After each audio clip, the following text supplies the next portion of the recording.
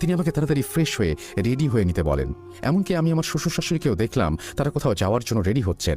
আমি কারণ জিজ্ঞেস করলে তারা আমাকে সে ব্যাপারে কিছু না বলে তাড়াতাড়ি রেডি হয়ে নিতে বলেন। আমি ফ্রেশ হয়ে রেডি হবার পর সবাই আমাকে একটি গাড়িতে তুলে কোথায় যেন রওনা দিলেন। রাস্তায় আমি অনেকবার তাদেরকে এর কারণটা জিজ্ঞেস করেছি, কিন্তু তারা কিছুতেই কিছু বলেননি। প্রায় আধ ঘন্টা পর আমাদের গাড়িটা একটা ফাঁকা জায়গায় গিয়ে দাঁড়ালে আমি গাড়ি থেকে নামি এবং কিছু দূরে হেঁটে যাবার পর একতলা বাড়ি দেখতে পাই। আমার স্বামী এগিয়ে গিয়ে দরজায় কড়া নাড়লে একজন বৃদ্ধ লোক বেরিয়ে আসেন। তিনি আমাদের সবাইকে দেখে কোনো কথা না বলেই ভেতরে প্রবেশ করতে বলেন। আমরা ভেতরে ঢোকার পর তিনি আমাদেরকে বসতে বলেন এবং ভেতরের ঘর থেকে একটা বই আর এক গ্লাস পানি নিয়ে এসে আমাদের সামনে বসে আমার স্বামীকে বলেন, এবার বলো কি হয়েছে। একদম শুরু থেকে বলবে। তার কথার ধরন এবং বাড়ির অবস্থা দেখে আমি বুঝতে পেরেছিলাম তিনি একজন কবিরাজ।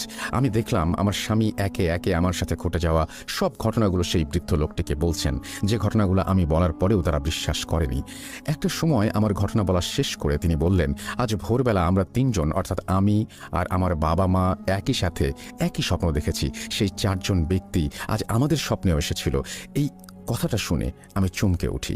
আমি কিছু বলে ওঠার আগেই আমার শাশুড়ি মা আমার হাতটা শক্ত করে ধরে মাথা নেড়ে কিছু না বলার ইশারা করে। এরপর আমার স্বামী বললেন, ও প্রথমে আমাদের সবটা জানানোর পরেও আমরা বিশ্বাস করিনি, কিন্তু আজ ভোরে আমরা একটা স্বপ্ন দেখি। স্বপ্নটা ছিল এরকম, ঘন কুয়াশার মধ্য দিয়ে চারজন ব্যক্তি আমাদের দিকে এগিয়ে আসছেন এবং তাদের মধ্যে তিনজন বেঁটে আর একজন অনেকটা লম্বা।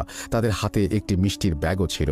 তারা এগিয়ে আসার পর স্পষ্টভাবে দেখতে পেলাম বেঁটে তিনজন দেখতে ভয়ঙ্কর এবং বিদঘুটে, আর মধ্যবয়স্ক মহিলাটি তুলনামূলক সুন্দরী। মহিলাটি আমাদের কাছে এসে বললেন, কিছুদিন আগে আমাদের বড় ছেলে তোমার স্ত্রীকে পছন্দ করেছে এবং সে তোমার স্ত্রীকেই বিয়ে করতে চায়, তাই তুমি তোমার স্ত্রীকে ছেড়ে দাও, আর এই নাও আমার হাতে বানানো মিষ্টি, এটা খেয়ে তুমি যা চাইবে তাই পাবে, তোমার জীবনে কখনো কোনো কিছুর কমতি থাকবে না। এটা শোনার পর আমি তাদের ওপর অনেক চিল্লাচিল্লি করতে থাকি এবং একটা সময় ফজরের আজান ধ্বনিত হয়।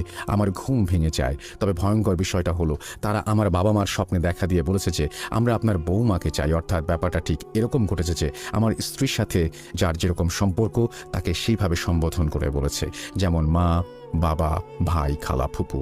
তাদের কাছে গিয়ে সেই চারজন বলেছে, আমার ছেলে আপনার বৌমা, বোন, ভাতিজি, ভাগ্নিকে পছন্দ করেছে এবং তাকেই বিয়ে করতে চায়। তাহলে কাকু, আপনি হয়তো বুঝতে পেরেছেন এখানে অবিশ্বাস করার মতো আর কোনো ব্যাপার নেই। আমি সত্যিই কোনো সমস্যার মুখোমুখি হতে চলেছি, দয়া করে আমাকে সাহায্য করুন।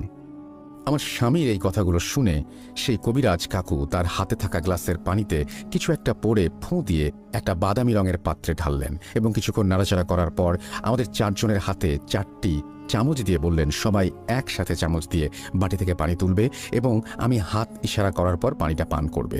এরপর আমরা